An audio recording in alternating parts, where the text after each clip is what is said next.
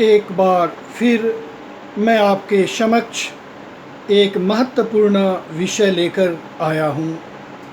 आखिर धृतराष्ट्र जन्म से अंधे थे क्यों? आइए इसके बारे में जानकारी प्राप्त करेंगे। जब शांतनु का विवाह सत्यवती से हुआ था तब उन्हें 2 पुत्रों की प्राप्ति हुई थी, चित्रांगद और विचित्रवीर्य।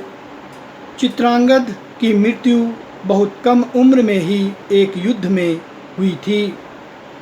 तब भीष्म ने विचित्रवीर्य का विवाह अंबिका और अंबालिका से कराया था।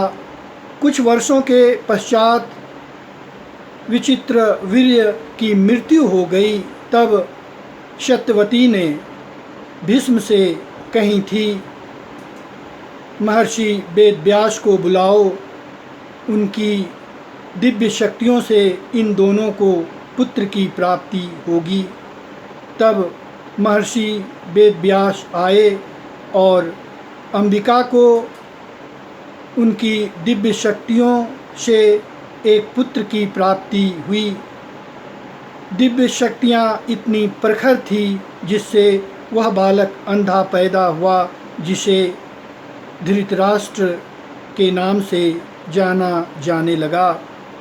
और अंबालिका को एक पुत्र की प्राप्ति हुई जिसका नाम पांडु रखा गया। अंबालिका डर गईं जिससे वह पुत्र कमज़ोर हुआ।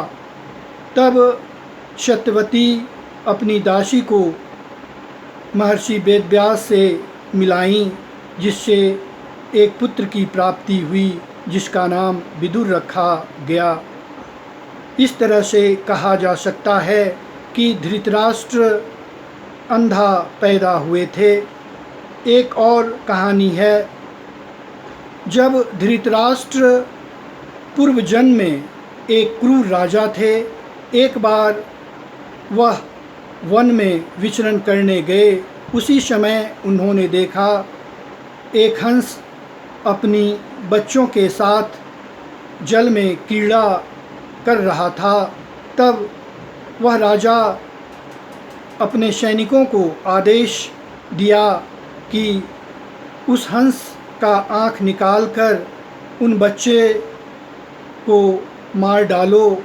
तब हंस ने श्राप दिया था कि अगले जन्म में तुम अंधा पैदा होगे और तुम्हारे बच्चों का नाश होगा। और महाभारत के युद्ध में उनके सभी बच्चों का नाश हुआ और धृतराष्ट्र अंधा पैदा हुए। इस तरह से इस कहानी में यही बतलाया गया। बहुत बहुत धन्यवाद।